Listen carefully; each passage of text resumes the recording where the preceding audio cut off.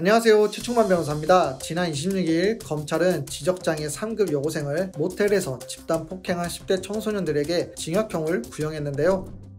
검찰은 법원 결심 공판에서 폭력행위 처벌법 위반, 공동상해 및 감금 등으로 구속 기소된 주범 A양은 단기 3년 및 장기 5년을, 주범 B양은 단기 2년 및 장기 4년을, 나머지 공범 3명은 각 1 내지 2년의 징역형을 구형했다고 합니다. 이 사건은 지난 6월 16일 피해자가 자신을 험담한다고 생각한 A양 등이 피해자를 모텔에 감금하고 변기물을 뿌리고 집단 구타하는 등 국민적 공분을 산 사건인데요. 특히 어린 10대들이 한 것이라고 믿기지 않을 만큼 범행과 수법이 매우 잔인하다는 점에서 큰 충격을 받았습니다.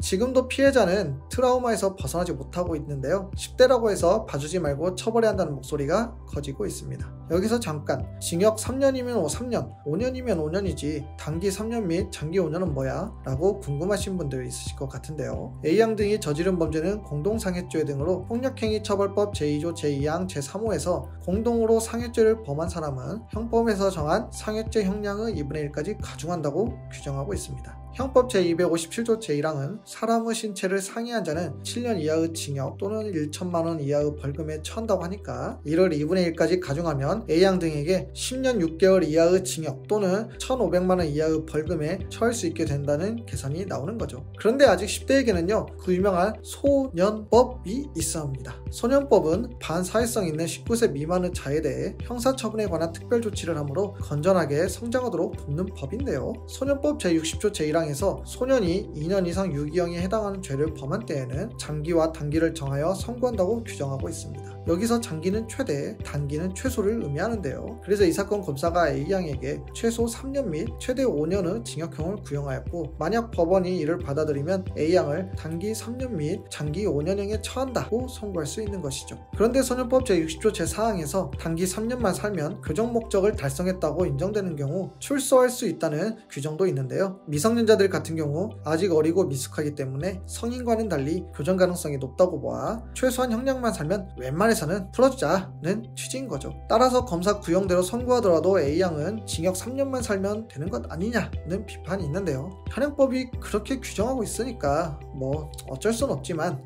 이번 기회에 가해자들이 크게 반성하고 다시는 같은 잘못 저지르지 않는 사람으로 거듭났으면 좋겠습니다. 지금까지 법률사무소 강연의 최충만 변호사였습니다. 감사합니다.